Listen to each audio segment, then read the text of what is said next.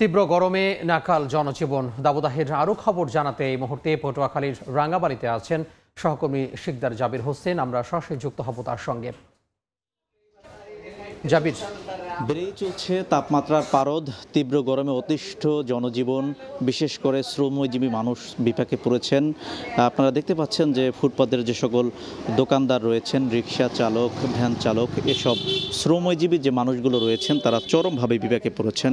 কারণ হচ্ছে তীব্র গরমের কারণে, তাপমাত্রার পারদের কারণে মানুষ বাইরে বের হতে পারছেন না। যারা পেটের দায়ে শ্রমজীবী মানুষ, যে সকল মানুষ তারা বাইরে বের হচ্ছেন, কর্ম করছেন, তাদের খুবই ভোগান্তি পোহাতে হচ্ছে। তো পটুয়াখালী জেলায় এই মুহূর্তে তাপমাত্রা রয়েছে 37 ডিগ্রি সেলসিয়াস। তো এখন যেভাবে ভ্যাপসা গরম রয়েছে, এই গরমের কারণে মানুষ অতিষ্ঠ হয়েছেন। আজকে সকাল থেকে মাঝে মধ্যে মেঘেরও দেখা গেছে, তবে বৃষ্টি বা কোনো কিছুই কিন্তু আমরা দেখতে পাইনি। মাঝে মধ্যে মেঘ আর রোদের তীব্রতা, এই দুটি মিলে আসলে একটা ভ্যাপসা গরম। এই ভ্যাপসা গরমের কারণে মানুষ আরও বেশি অতিষ্ঠ হয়ে গেছেন।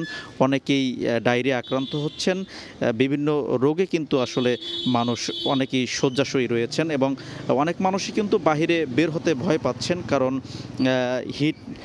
হিট স্ট্রোকের একটা সংখ্যা কিন্তু থেকেই যায় এই তীব্র গরমের কারণে। আমরা জেলার বিভিন্ন উপজেলাতে খোঁজ নিয়েছি, জেলার যে নিম্নাঞ্চলগুলো রয়েছে, যেসব জায়গাগুলো রয়েছে যেখানে ফসলের উপর নির্ভর মানুষ, সেই সব জায়গাগুলোতে ফসল, মরিচ গাছ, ডাল, তরমুজ, এসব গাছপালা কিন্তু মরে যাচ্ছে। সেক্ষেত্রে কৃষকরাও চরমভাবে ভোগান্তিতে রয়েছেন। এই তীব্র গরম এবং রোদের তাপের কারণে কৃষকরাও কিন্তু ক্ষতিগ্রস্ত হচ্ছেন। তো পটুয়াখালী থেকে এতটুকুই ছিল আমার কাছে সবশেষ। শিকদার জাবির হোসেন যুক্ত হয়েছিলেন পটুয়াখালীর রাঙ্গাবাড়ি থেকে।